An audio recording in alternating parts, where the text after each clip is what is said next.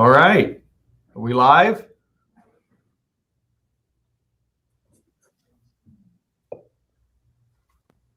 We're good. Let's jump in, Paul.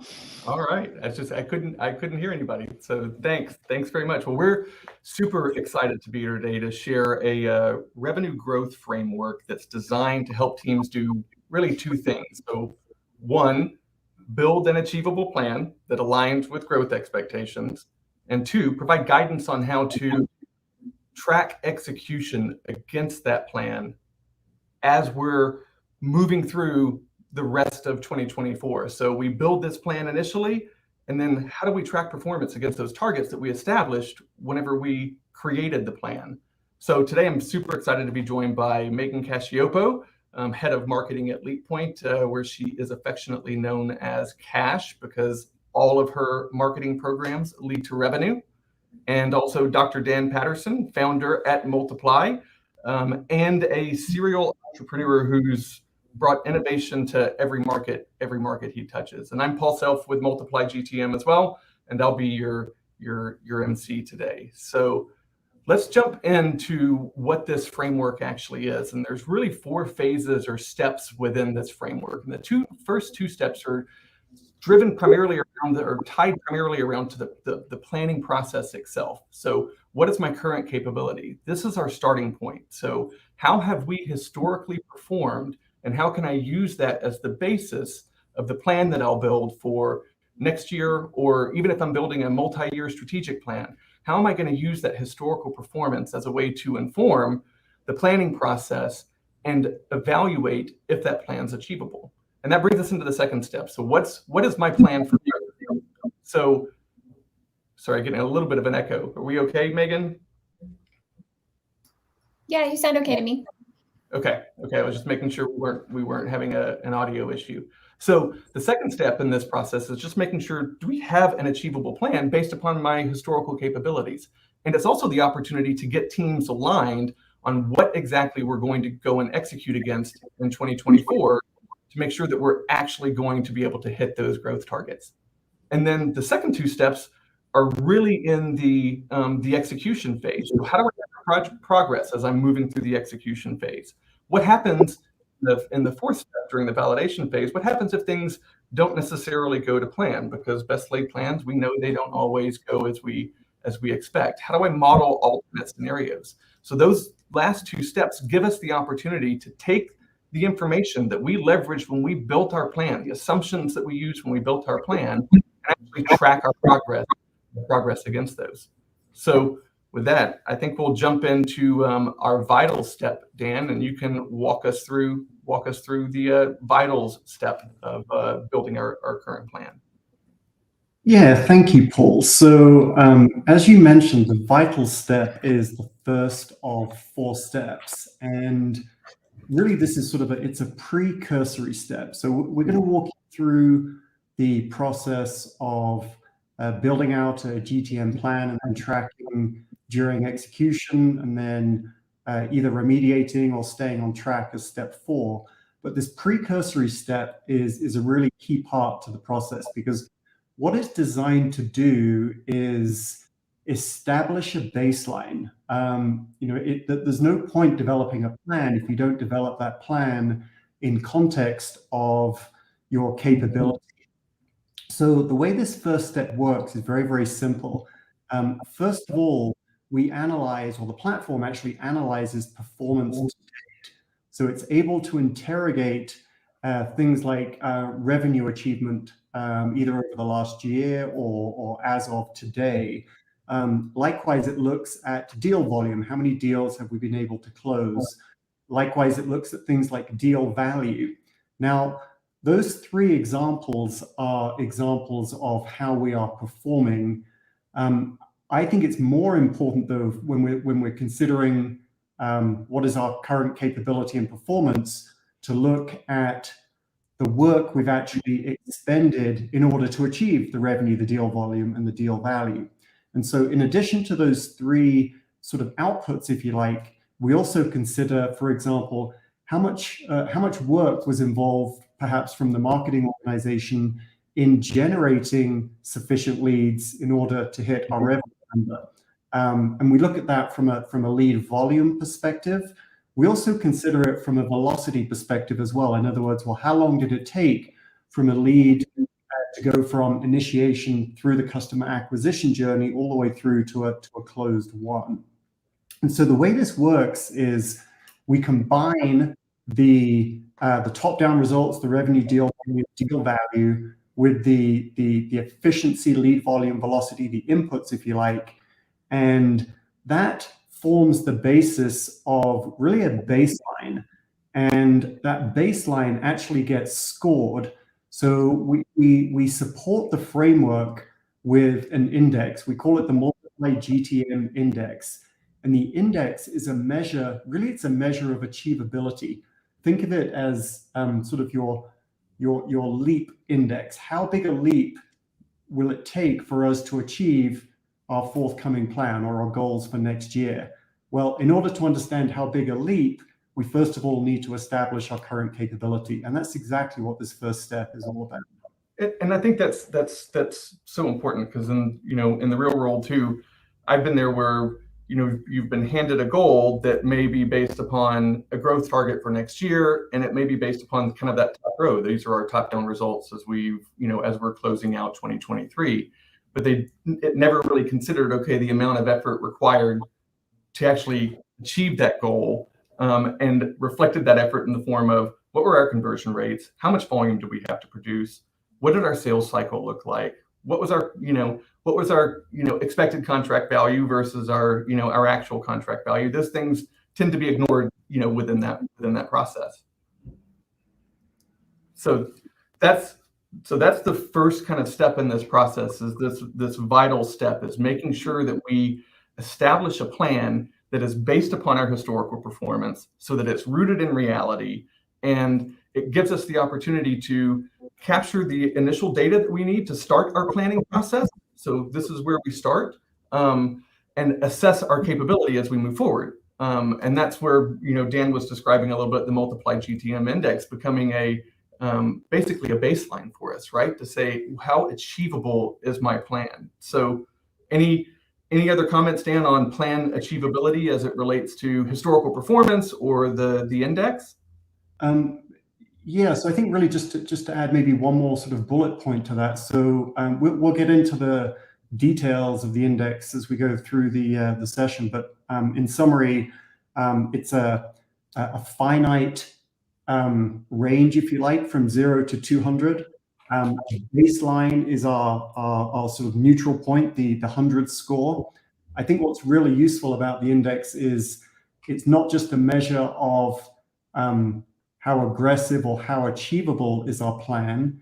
It's also very valuable in being able to raise a flag and say, actually, your plan is perhaps not as aggressive as it should be. In other words, you're potentially selling yourself short relative to your capability today. So, and I think it's important to understand it's a bi-directional type measure, looking at both aggressiveness and achievability, but also acting as a safety net in case your plan could actually be more ambitious, basically.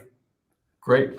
So Megan, a real world approach to planning, and your role as head of marketing at LeapPoint, and certainly in marketing leadership roles in other organizations. How have you think through this process of building your plan for next year? Yeah, I wish I could say I always had, it was always that smart, right?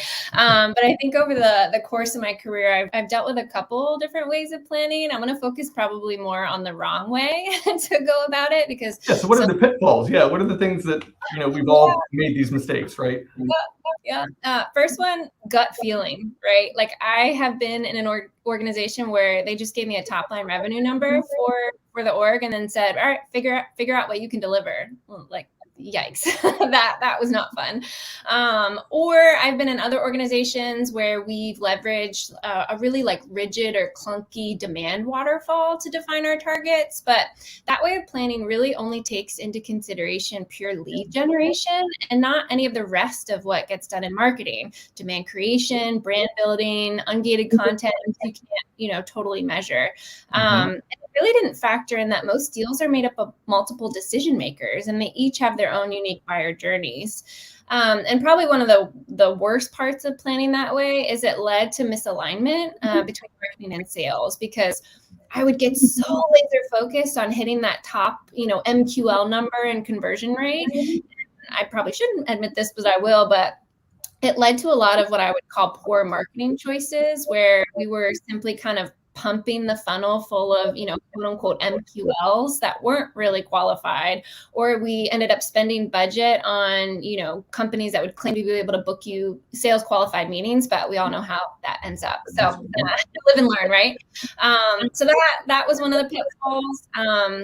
One of the other ones that I might mention is during the annual planning process, not considering different product lines or teams or even geographies, and kind of treating that marketing goal and budget as one big lump sum. So when I ran demand generation at a reputable PPM software company a while back, I was actually responsible for 3 different product lines and 2 geographies, the US and the UK. So each year when I would plan, I would force my sales leaders to get really granular with me. So, we would look at, okay, all right, for product A, what are we trying to achieve? What about product B? And then, okay, what's that split across geographies? And then from there, I'd be able to look at my marketing budget and say, all right, if we're trying to achieve this goal for product A, then I need to allocate X% of my budget and my time to marketing that product. Of course, it wasn't always an exact science, but it certainly helped me quantify what I needed to achieve, better than just operating kind of on that gut. And then a similar pitfall is knowing when you need to generate those leads, right? So for instance, here at LeadPoint, Q4 is our biggest quarter. So I need to identify based on, what you were talking, average sales cycle, average lead conversion. When do I need to have a heavier concentration of lead flow? And without that level of intelligence, it goes back to that. I'm just operating off of gut, right? It's like, okay, sure, let's do a bunch of events in January because that sounds like a good month, right?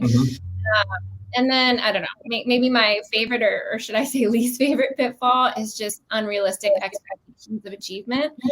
I remember, at one company, I was responsible for 60% of all pipeline generation. But then when I got my marketing budget, I was like, okay. I can't remember the exact numbers, but it was something like I was going to have to deliver 4,000 MQLs, and I had like $1 per lead to it, which is just impossible, like impossible, right?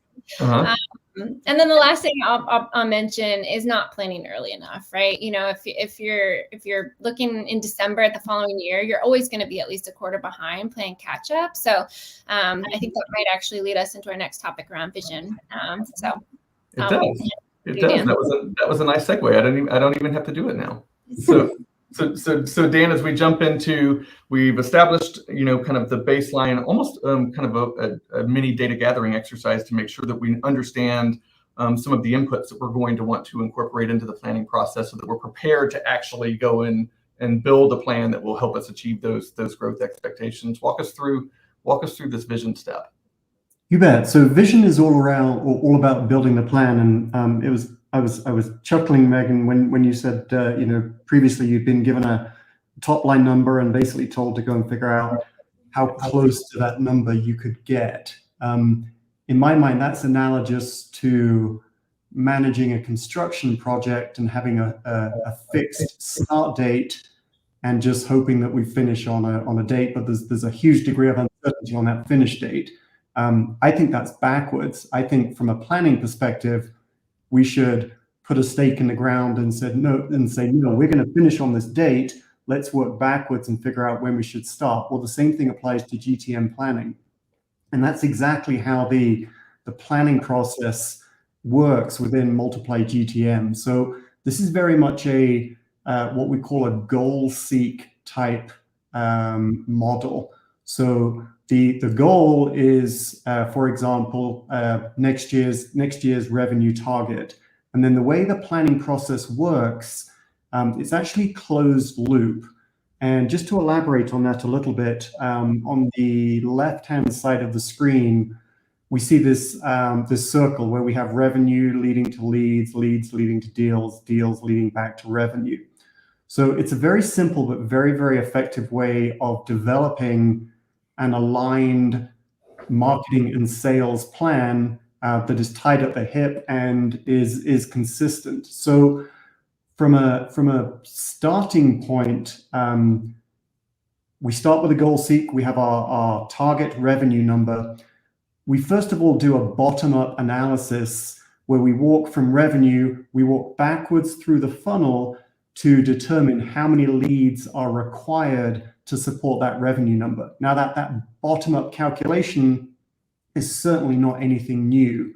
However, I think where we're really pushing the boundaries here is once we've done that bottom-up from revenue to lead volume determination, we then do a U-turn and we do a top-down from the required marketing leads, and we translate that back into the resultant number of deals. Now, from there, those deals, of course, based on the average sales price of the deal, will then drive revenue. So the net of that is we have an integrated bottom-up from our goal back into the marketing organization to get us leads. We then do top-down from leads back into the sales organization. Those two steps within the cycle result in two plans being generated, our marketing plan and our sales plan.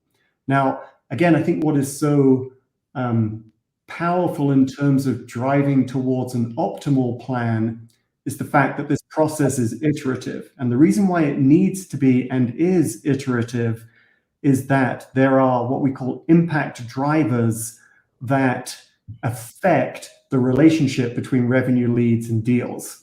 So as we're building out the model, the platform or the software will help establish these two plans, but then as a team, both a marketing team and a sales team, we can review and critique the characteristics of those two plans and essentially either buy into them or push back.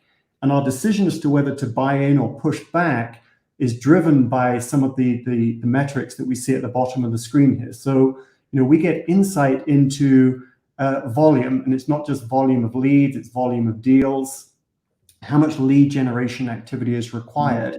If we are uncomfortable with that volume, and again, this goes back to comparing, for example, required lead volume in the plan to what we've been able to achieve in our prior year. If we're uncomfortable with that, we can optimize and adjust those levers. The plan will adjust accordingly, but again, it will uphold it. It's always watertight, so the relationship between revenue leads and deals is always sound. So again, same thing applies to velocity. This is really all about timing. Does the plan accommodate sufficient time for example, Megan's organization to generate the leads in order to support perhaps the quarterly sub goals that we have in our plan? It also takes into account value and cost. Megan, you mentioned sort of the extreme cost per MQL, I think. Well, the plan will actually reveal both how much value each lead carries, but also how much money will need to be invested per lead in order to support the deal quantity, which then drives the revenue. So this concept of iteratively improving towards this optimal plan, I think, is really, really valuable in this process. And I love the focus on the whole volume, velocity, and value, because without, so often when we develop those plans, right, it's absent this, the reality of what it is we're going to actually have to produce in order to get there. And without having visibility into that, how do you rationalize the plan? How do you budget accordingly? And as Megan said earlier too, when she was thinking about her planning process, how she breaks down that plan across product lines, across teams, selling teams, regions, geographies, verticals, whatever that may be, it makes it very difficult to prioritize that investment and spread it accordingly unless you are looking at this plan kind of in a holistic manner. Yep, and I think to add to that, Paul, the consideration and the importance of recurring revenue.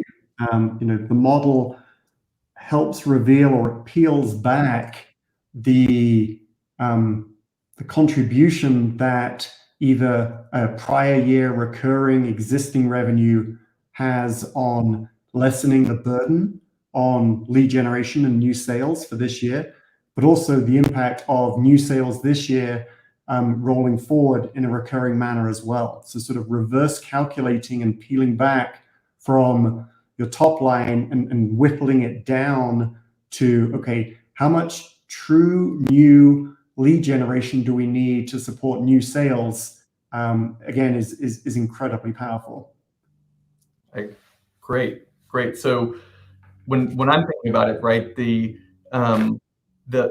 idea that this establishes some really clear expectations, and it allows the team the opportunity to say, is this realistic or not, right? We don't want to create a plan that out of the gate is entirely unachievable because we're ramping too fast, or we don't have appropriate budget to actually do the demand generation activity that we want. We don't have the capacity on the sales team to handle the volume of qualified leads that may be coming in to the BDR or SDR teams if we're in a sales-led growth motion. Having the team aligned not only on what is the volume of activity that we're actually going to have to produce, what's the capacity of our team so that we make sure that we have coverage for it, but also how does that grow, right? Because most organizations have kind of a little bit of seasonality with their business, where at least we're going to do something in Q1 and then we grow in Q4. Like Megan said, for the LeadPoint team, Q4 is their largest quarter. While we may be okay in Q1 and Q2 and can perform against these expectations, are we actually okay in Q3 and Q4? Do we need to make sure that we're adding team members? Do we need to make sure that we have sufficient budget to support new programs? I think that's so critical to consider the timing aspect of this, so that you understand both, yes, is it achievable overall, but is it achievable as I'm looking at Q1, Q2 versus Q3 and Q4? Anything to add on this one, Dan? Yeah, so Megan, you brought up a really, really key concept, and I'm going to sort of translate your description of it, but in my mind, it translated to goodness takes time to come to fruition. And that's exactly what this Gantt chart is showing at the bottom here. The blue segments are showing the required timing from a lead generation perspective, but then of course leads take time to nurture and convert.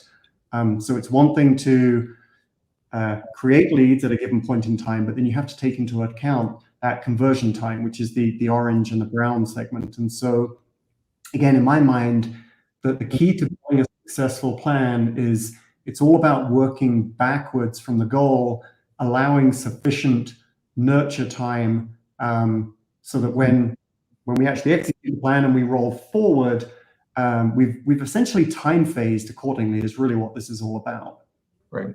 And for someone like Megan, this is great too, because she knows that she's having to do activity in Q4 of this year to support her objective in Q1 of next year. So that was great. So thinking through kind of this checklist at this stage of our kind of plan development process. So we've taken it from establishing what the baseline is, gathering the key and critical inputs to help us build an achievable plan, then rationalizing that plan based upon our historical performance. We know we have a growth goal of next year of 40%.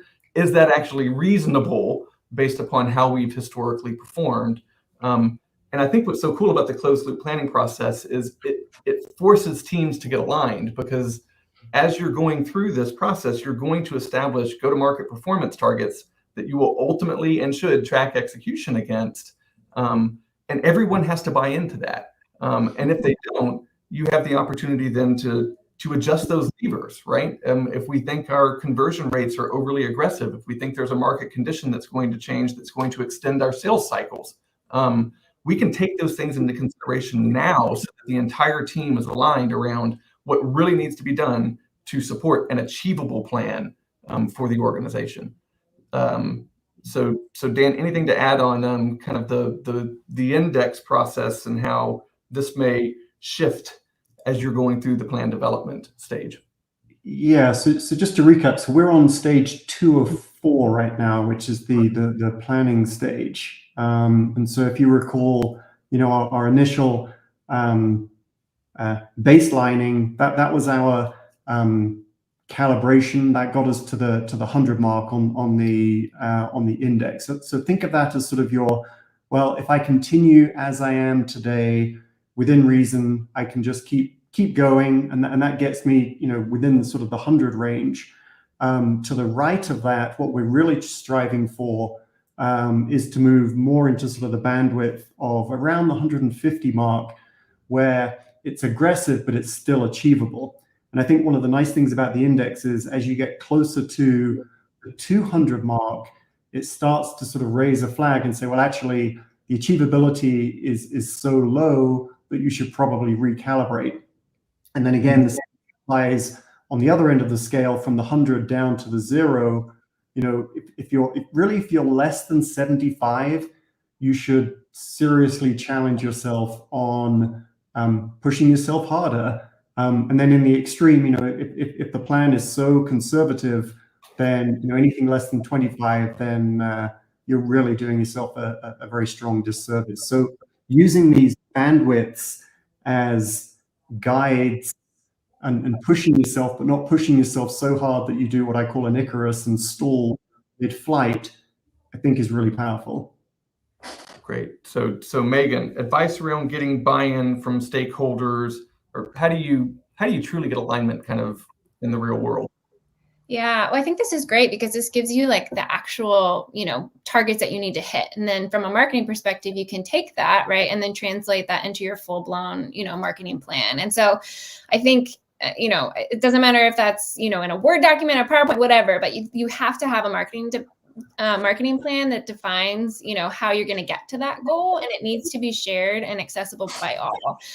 Because the truth is, we, especially these days, right, we cannot do this alone. So, a couple of maybe advice that I've learned throughout the years doing this is you have to get executive buy-in, right? And you need to be clear when presenting your plan to that team. CEO, CFO, they're not going to understand, right, all the different buzzwords that we're using, but you need to explain each element of the marketing plan is going to contribute to the overall goal and the business objectives and why it's necessary. Here at LeapPoint, our CEO actually has, he calls them 5 corporate objectives. And so when I was building out my plan last year, I made sure to articulate how that marketing plan was going to touch on every single one of those. And it shows that marketing is not operating in a silo, but, is really a key driver for the company's overall success. Another piece of advice is showcase data and analytics. I wish I had this at a previous organization I was at, because I was at a startup. They'd done almost zero marketing.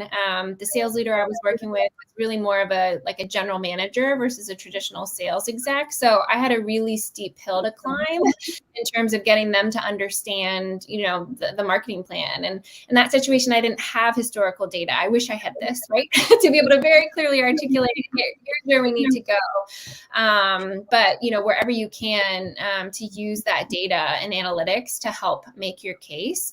And then being able to present a clear ROI by channel, right? The executive team, they're going to want to know what the return on investment is. I'm not obviously suggesting that you need to be tracking the ROI of individual, blog posts, right? But be prepared to show how these strategies are going to lead to achieving these goals, the increased revenue, acquisition, other business benefits. And one critical piece is really involving the executive team in the planning process. So when I started at I met with all the different execs, and I included them, which I really think gave them a sense of ownership over the marketing goals. And it also made them more likely to support them. Because as I mentioned from the get-go, right, marketing cannot do this alone. And then maybe the last piece of advice I'll leave with here is communicate, right? So getting buy-in is not a one-time task, right? But it's an ongoing process of communication and collaboration. And you need to champion your successes or failures maybe with a remediation plan loudly. I know it's not always easy, for us as marketers, especially me. I usually like to be more behind the scenes, but it's really important. And it can be something as simple as kind of a weekly or monthly update that's highlighting these trends and the metrics, right? How are we achieving, according to plan? Where might where might we need to make some adjustments? And then I think that kind of maybe leads us again into the next step, right, Paul, around it does. It does. So so we've gone through the process of, establishing an achievable plan and getting the executive team to buy into it. Now we're in the process of execution, and as Megan said, right, planning kind of never stops. Too often we build this annual plan and it gets left to the wayside when we move into actual execution. If we took the time to make to build an achievable plan, and we had assumptions within that plan based upon volume, velocity, pipeline value targets that we might need to hit in order to achieve it. It's so important that we track against that as we move into execution. Dan?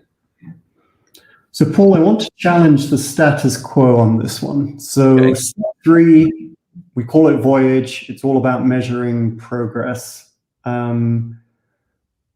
I don't think measuring progress by tracking outputs, for example, how are we doing with regards to revenue, or how is our deal value compared to our plan? I don't think that gets to the root cause if, for whatever reason, we're veering off course. You don't alter an outcome by changing the outcome. You alter an outcome by looking at what's impacting the outcome, and then you fix it.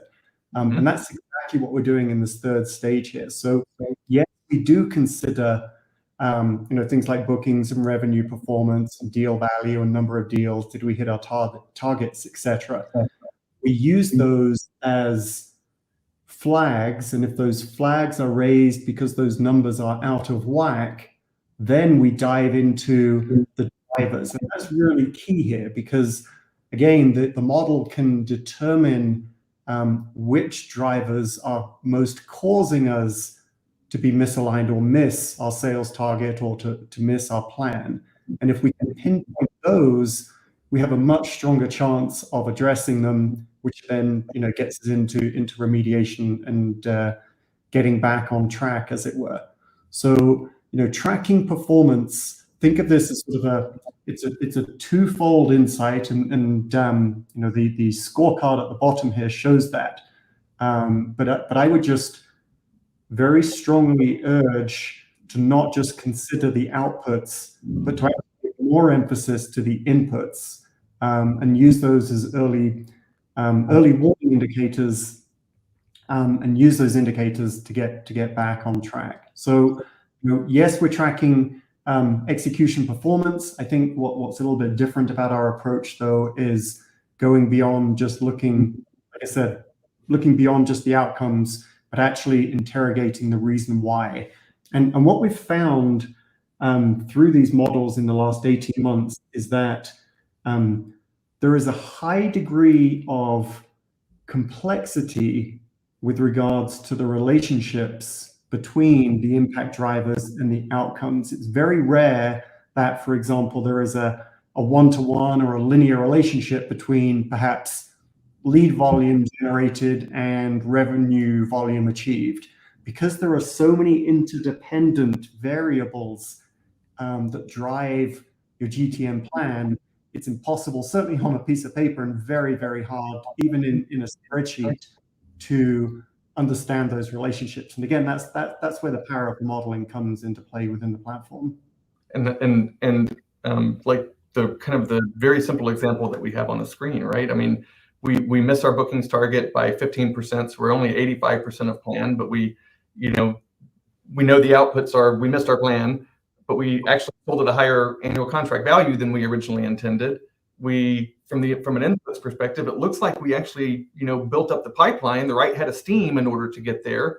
But the reality is that we weren't converting as fast, right? So the velocity was suffering. So while we may have still built a really strong pipeline, we're just seeing a push or a shift in those deals and the extension of the sales cycle that's causing us to miss those targets we originally established. So it's no more searching for a needle in a haystack. I know that, hey, it's likely the sales cycle and the velocity, and we're doing a great job on my MQL to opportunity conversion, but my opportunity to win is suffering, and it's not in alignment with my original expectations within the plan. So again, the ability to pinpoint where we think these issues are occurring gives us this opportunity to put corrective actions in place that will get us there faster. And not only, looking at this at a kind of a macro level, company level, but as Megan said earlier too, breaking down that plan, by product line, by geography, looking at the same assumptions that we made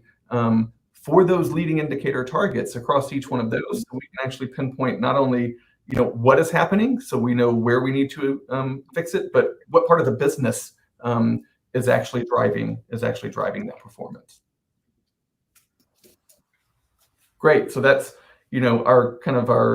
the process of, once we're actually into execution, leveraging the information that we built as part of that initial planning process to track performance against, as Megan said, previously in the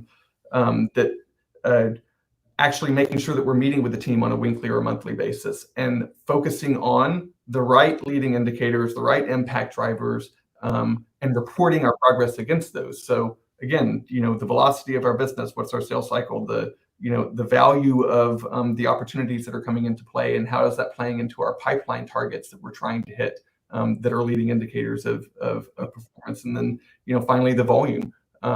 So really giving us a chance to pinpoint where we have issues. Dan, anything to add on the performance drivers? I think you've touched on everything. I mean, the chart in the bottom left, traditionally known as a radar chart, I think of this as sort of our Achilles heel report. It's incredibly effective at literally pinpointing where you need to focus your efforts to uphold your plan. And if you're falling short of plan, here's where you need to focus. Great. So Megan, we focused on volume and pipeline metrics and sales cycles as some of the things that we're targeting and looking at. What else have you been looking at in the real world as you get into execution? Yeah.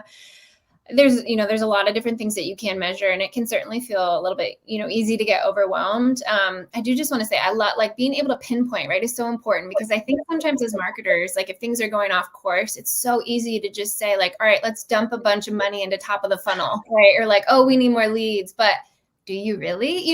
This gives you that insight, in that example that you showed on the previous slide, Paul, it wasn't that the top of the funnel pipeline building, it was that it's taking too long to convert them, right? And so that puts your focus from a marketing standpoint somewhere else, right? And so I think I love that it gives that visibility. Some of the other things, definitely measuring, lead volume, like you guys, MQLs, SQLs, that timeline for generation, the conversion rates, also looking at total customer acquisition cost, and keeping that number, as low as possible relative to customer lifetime value.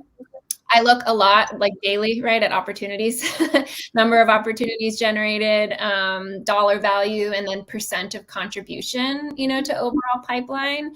And then, some may call them more vanity metrics, right? But looking at engagement, shares, comments, video views, interactions, with more and more content being ungated these days, it's effective to know what messages are resonating, and with what audiences, and where I might need to pivot. And then I think a key here too is looking at all of these together, right? Because it's going to give you a more holistic picture, and help you drive to being a little bit more mature in your planning process, right? So, and if you're not measuring, right, you're not going to be able to make well-informed decisions. Before we move on, there was a question that came in. I just wanted to call out. It's specific to MQL, so I'd love maybe Paul, Dan, how this factors into the overall model. But the question is, in planning, when calculating MQL, should we count unique domains of leads that are marketing qualified, or each one is separate, even if they're from the same company? So Dan, you want me to tackle that one, or? Yes. Okay. So, and Megan, weigh in on this as well. So, more often than not, when we're looking at our conversion rates, so we've started this process with looking at historical conversion rates. Often we know that we're going to have to generate a whole bunch of impressions, and those things aren't necessarily unique impressions at the top of the funnel. We're going to have somebody come in and hit us multiple times in order for us to take that singular individual and transition them into into a marketing qualified lead. The same is true as we're looking at the marketing qualified leads as well. So I don't think you need to look at the conversion rate itself more often than not in the systems that we're using today will reflect those multiple touches and those multiple parties that would be tied to a singular potentially a singular opportunity for a company actually coming in and touching us. So I would, the conversion rates themselves more often than not at that lead level reflect those multiple touches. Anything to add, Megan? No, I think you hit the nail on the head. Yeah, I'd agree with you, especially in this day, right? Like we're not really living in a world where it's like somebody does one thing and then they're immediately an opportunity, right? It's these multiple touch points. So I think having that visibility and tracking all of those interactions to the conversion rate is important. So hopefully that answered the question. Great. And those conversion rates may be different across different geos and also product offerings as well. That's a great point. Great. So we've kind of gone into the execution phase. We're tracking our performance against our plan. We're using those impact drivers as leading indicators to tell us if we're performing to plan. If we can catch those things early enough, we won't, we'll be able to make course corrections before it actually impacts revenue. So Dan, that takes us to the validation step, which is a best laid plans. Inevitably, something's not going to go to plan. So now it does, and we've somewhat touched on towards the back end of step 3, but validation is all around if we're not performing as per plan and we're deviating from the plan, giving us insight into what should we do next. Should we continue, or what would be the outcome if we continue to underperform? If we're not satisfied with that outcome, what would it take for us to get back on track?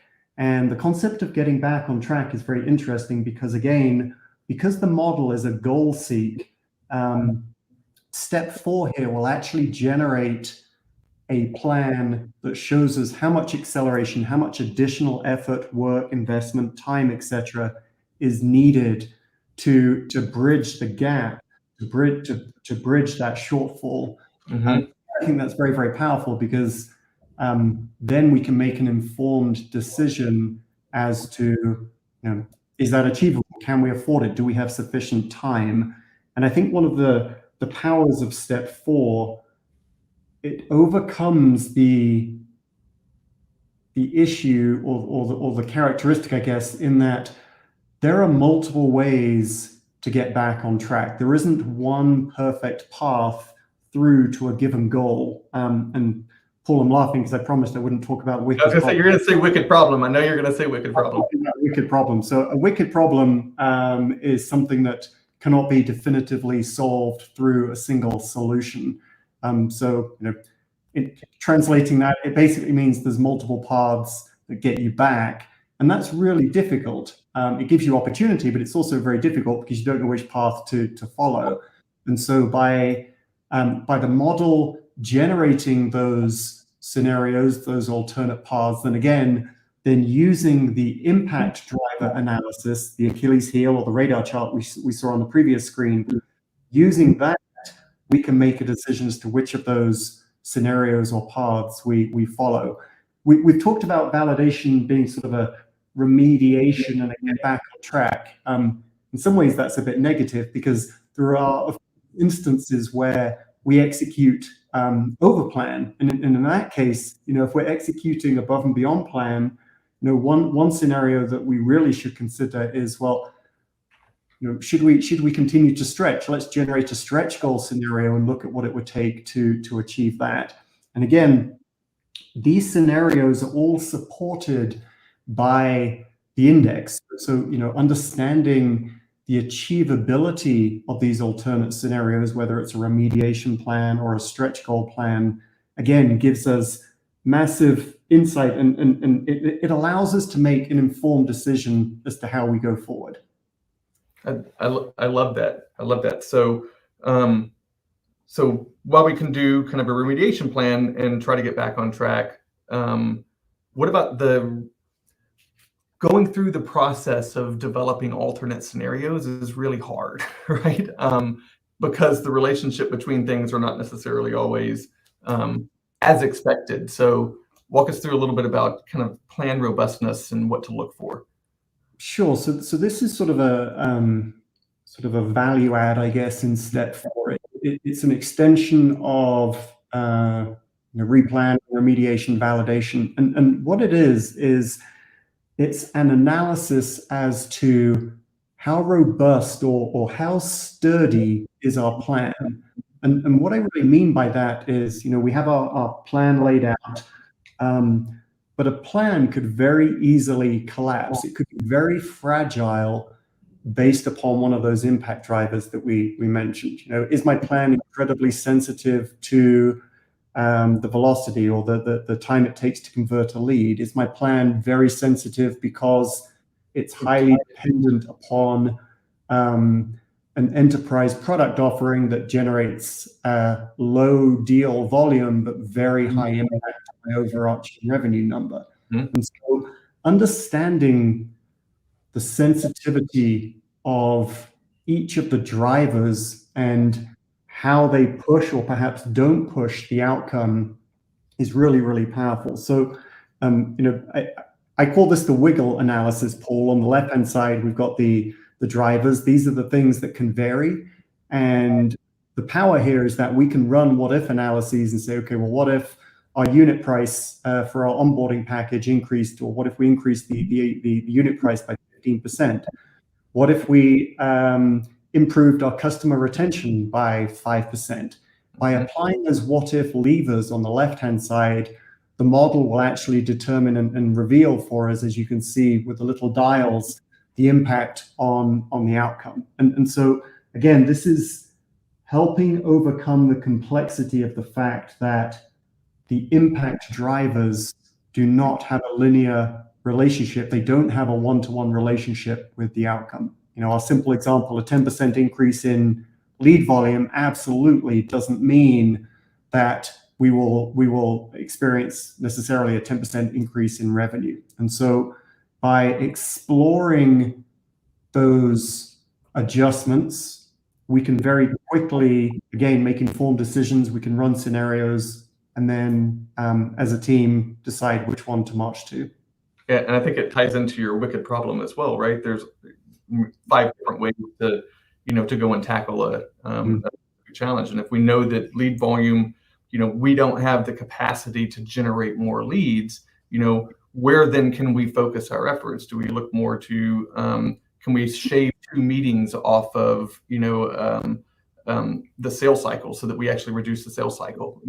There are all kinds of different ways to start to surface and consider where I might make an investment to impact the outcome. You make a really good point. You can actually lock down some of these variables. So, simple example, we just physically cannot generate more lead volume. Okay, let's lock that variable down and let's see what other options we have that will result in us still achieving our goal.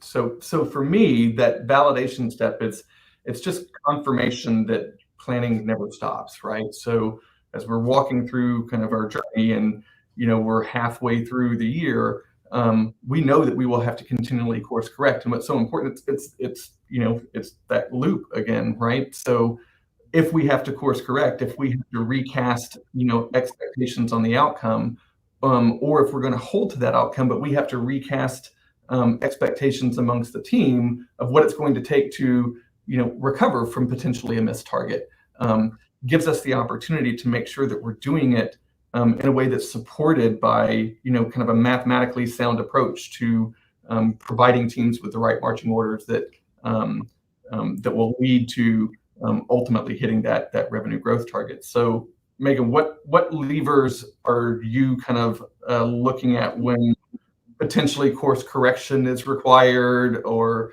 when things don't necessarily go to plan? How do you respond to that? Yeah, I think it can, depend a little bit. But having the insight that this offers, right? Like, so you can see, are there product lines maybe that your business sells that are maybe a quicker time to close, where you could double down on promotions, right? To make up that gap. Where are your highest converting leads coming from? Can you put a little bit more budget there, put a little bit more effort there, right? Versus some of the other, back off on some other channels, so that you're being a little bit smarter with that spend, or, implementing more, ABM centric tactics to minimize that marketing waste and lowering your cost per lead. I love this because sometimes we want an easy button, right? It's like, how do I fix it? I'm behind. And so often we don't have that level of intelligence. And so being able to plan it this way is so important. I can think of multiple examples, but I would always love when a sales leader would come to me at the end of the quarter and be like, all right, we're behind on our goal. What's marketing going to do to get us over the finish line? And I'd laugh because I'm like, man, what I'm doing is already too much, like I'm doing all the things to make sure you don't miss, next quarter's goal. Yeah, exactly. So, having that insight is really, really helpful. And I think another area where having a quantifiable plan is important is, if things get tight, right? Like if leadership comes to you and says, hey, we're going to cut your marketing budget, without a plan, you can't show the impact that's going to have, right? Mm-hmm. But if you can, and you can clearly show, like, look, we have to generate this amount in this time period. And if we cut that, it's going to impact future quarters by, X amount. That's going to make a big difference, right? They might think those cuts and anything where you can show, numbers and the true impact of what's going to happen will make a big difference. And then I think, the other thing I would just say is, remember, you're always going to have to make pivots, right? But you also need to make sure that you're giving things the time and the space to work. I'm certainly not saying set it and forget it, but, too much pivoting can also have a negative impact as well. So the ability to kind of run alternate scenarios and things like that is really eye-opening, in order to be able to show what levers you can move. There was a question, and I don't know if Chris, maybe we touched on a little bit, but it was around how can I identify key trends that will have the most impact in the future? Sometimes I feel like asking the magic 8 ball because predicting future success feels impossible, but I'm curious if there are leading indicators to focus on. So Megan, in your experience, like we'll do real world, real world experience from you first. Like what have you focused on as leading indicators? Yeah, I think I flipped the script on you. So yeah, I know. I think maybe knowing where just having the insight, like on each stage, right? Like how long are things to convert, or where are those channels that are the highest converting? Just diving like deeper into those kind of metrics so that what levers to pull, I think is where I usually start. Just kind of digging into that. I don't know. I think sorry, go on, Dan.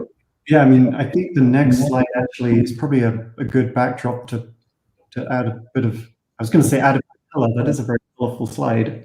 So I think, so basically this slide is showing how our index varied over time from our baseline through to our plan, through execution, through remediation.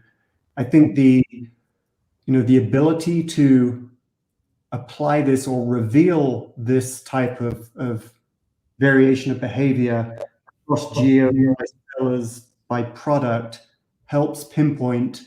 And the concept of, I think the question was with regards to leveraging trends, using this as a predictive looking forward, because we can see how the behavior is changing over time, we can use it as predictive. But I think most importantly, using it in context, again, of specific geos, specific sellers, specific product offerings, even specific points throughout the year.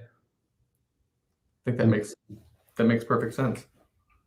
And being able to leverage the index as we, as you progress through the first stage of my plan, to does it align with my goal, to how am I executing against it, to if things go off plan, what's my recovery path? get back on track and the achievability of that plan at every step in that process. Yeah, because really what we're trying to do here, Paul, is keep within basically keep within the green. And so, as we diverge away from the green, that upper segment, again, use the impact drivers to tell us why we're diverging and focus 100% on addressing those, so that sinusoidal wave, the peaks and troughs, first of all, you want them to get as small as possible. But in addition, you want that line to sit flat within the green. Great. Well, Megan, any other questions before we close out? No, looks like that's it. Oh, wait, sorry. Thinking back, here's one that just came in. Thinking back to the early stages of your career, or thinking about training new to the industry team members, do you have any advice for how to really get started? Ooh. That's a broad question. So Dan, you as a kind of serial entrepreneur, how have you brought teams up to speed on kind of go to market? You bet. So I'm going to show my age here, but I think this is my 5th organization, I think, now as a founder. Certainly in my earlier days, I had it backwards in that I would just focus solely on a goal. Next year, we'd like to be, we'd like to have 20% growth. We'd like to be at X million dollars. And I think while that was good from sort of an aspiration and an ambition perspective, I never really got to the root cause, which was, okay, well, if we want to get, to this point next year or a certain point next year, understanding the drivers for me has probably been the biggest lesson learned. And I wish I'd have had a better grasp of that 15, 20 years ago. And that's been the catalyst for everything that we've shared with you all today. And that's, to build on that just a little bit too, I think about it from when we go through this type of planning process, what it does is it allows you to share with the team what their impact actually will be on revenue, right? So there's a reason that we need to, make 100 outbound cold calls. Not that we're doing that anymore, right? But there's a reason that the activity that you're doing and what we've established as targets, we can show you directly how that's going to impact our ability to achieve revenue. And that's been, for me, critical in the organizations that we've built. So clearly we're pushing the boundaries a little bit and taking our experience and, as Dan said, and many startups that he's done, and myself in startups and in larger organizations, and driving it into the go-to-market planning process, because we feel so critical to an organization's ability to actually achieve its revenue goals. So we're working with teams on a workshop basis with the software itself to actually build out their models and ensure that we have an achievable plan before we even get into 2024. And we'd be excited to do that with any one of your organizations as well. So Megan, thank you for joining us. It's always great to get your insight during these sessions, and always a pleasure to work with. So thanks for joining us. And Dan, thank you as well. Thanks, it was fun. Yeah, it was a lot of fun. Great.